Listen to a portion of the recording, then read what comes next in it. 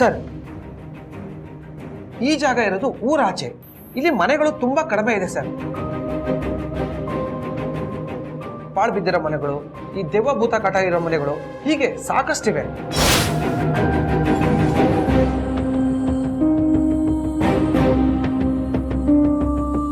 ಹಾಗಾಗಿ ನಾವಲ್ಲಿ ಹೋಗಿ ಹುಡುಕಿದ್ರೆ ಶಾಂತಮ್ಮನ ಬಗ್ಗೆ ಏನಾದ್ರೂ ಸುಳಿವು ಸಿಗ್ಬೋದು. ಗುಡ್, ವೆರಿ ಗುಡ್, ಒಳ್ಳೆ ಡಿಸಿಷನ್.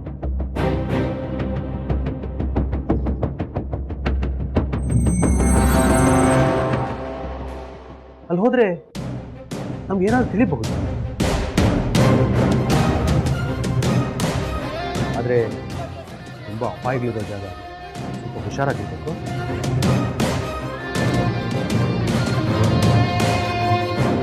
ಇದನ್ನೆಲ್ಲ ಪೊಲೀಸ್ನವ್ರು ಕೇಳಿ ಅವ್ರ ಜೊತೆನೆ ಹೋಗ್ಬಹುದಲ್ವಾ?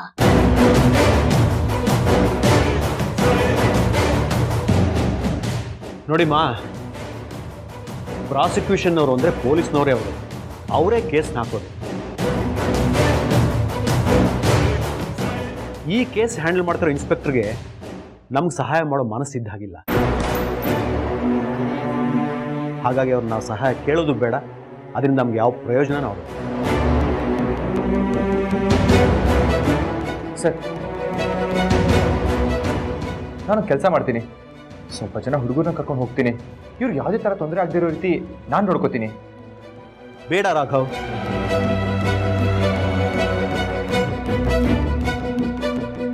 ಆರೋಪಿ ನೀವಾಗಿರೋದ್ರಿಂದ ಆ ಸ್ಥಳದಲ್ಲಿ ನೀವಿದ್ರೆ ಅಲ್ಲಿ ಏನೇ ಘಟನೆ ನಡೆದರೂ ಅದು ನೇರವಾಗಿ ನಿಮ್ಮ ಮೇಲೆ ಆರೋಪಕ್ಕೆ ಕಾರಣ ಆಗುತ್ತೆ. ಹಾಗಾಗಿ ನೀವು ಅಲ್ಲಿ ಹೋಗೋದು ಬೇಡ.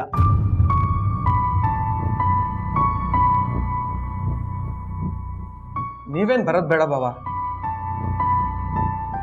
ನಾನು ಲಕ್ಷ್ಮಮ್ಮನೆ ಹೋಗಿ ಬರ್ತೀವಿ. ಹೋಗಿ ಬರೋವರೆಗೂ ನಿಮ್ಮ ಜೊತೆ ಫೋನಲ್ಲಿ ಕಾಂಟ್ಯಾಕ್ಟಲ್ಲಿ ಇರ್ತೀವಿ.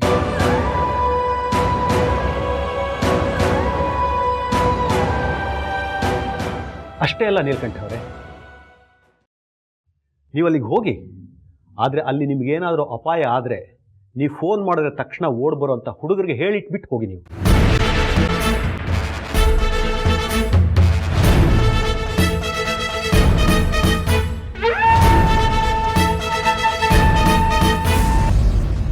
Good luck.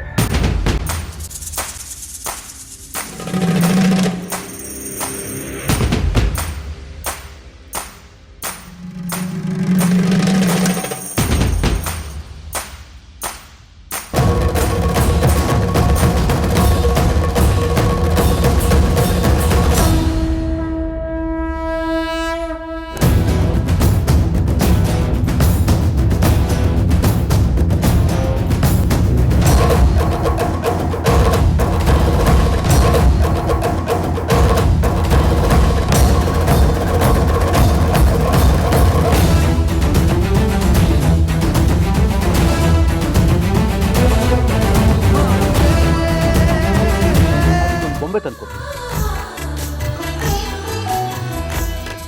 ಓಕೆನಾ? ಸರಿ ತಾತ, ನಾಳೆ ಬೊಂಬೆ ಖಂಡಿತ ತರಬೇಕು.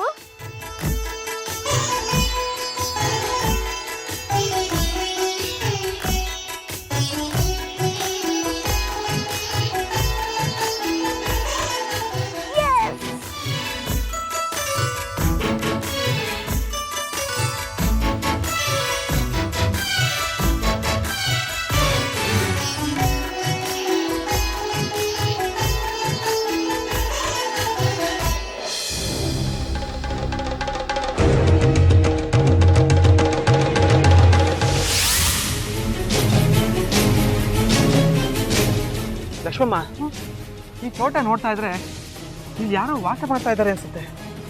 ಹೌದಣ್ಣ, ಇಷ್ಟು ದೂರ ಬಂದು ಈ ತರ ತೋಟ ಮಾಡಿದ್ದಾರೆ ಅಂದ್ರೆ ಇದು ಯಾರ್ದು ಅಂತ. ಯಾರ್ದೋ ಗೊತ್ತಿಲ್ಲಮ್ಮ.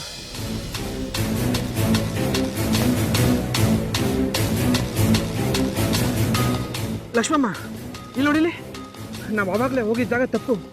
ಲೊಕೇಶನ್ ಇಲ್ಲಿ ತೋರಿಸ್ತಾ ಇದೆ. ನಾವು ಹುಡುಕ್ತಿರೋ ಜಾಗ ಇದ್ದೇನೆ. ಬಾ ಬನ್ನಿ.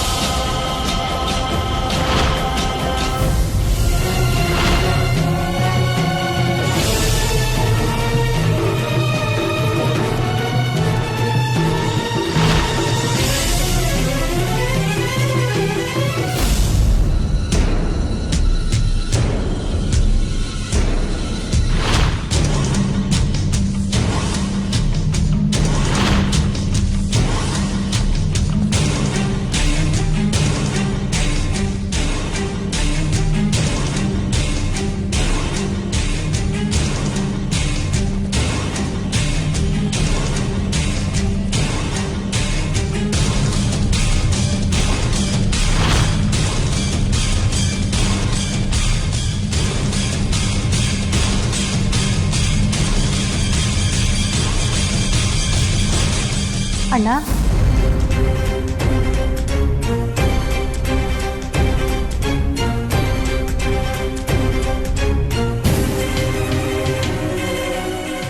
ನಾನು ಹೇಳಿರ್ಲಿಲ್ವಾ ಅಣ್ಣ, ಅವಳು ಇಷ್ಟೊತ್ತು ಇಲ್ಲೇ ಇದ್ರು ಸ್ವಲ್ಪದ್ರಲ್ಲೇ ತಪ್ಪಿಸ್ಕೊಂಡಿದ್ದಾರೆ.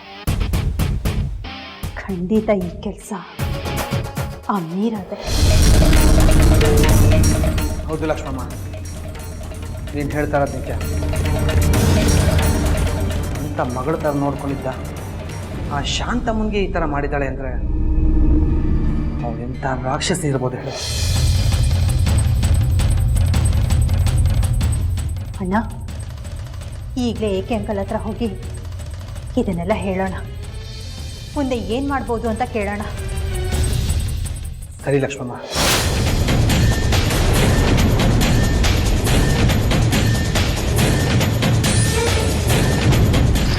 ಬನ್ನಿ ಅಣ್ಣ ಹೋಗೋಣ.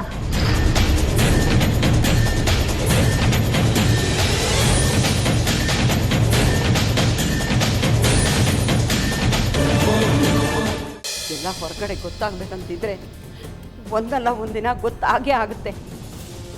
ಇದೆಲ್ಲ ತುಂಬ ದಿನ ನಡೆಯಲ್ಲ ಮೀರಾ.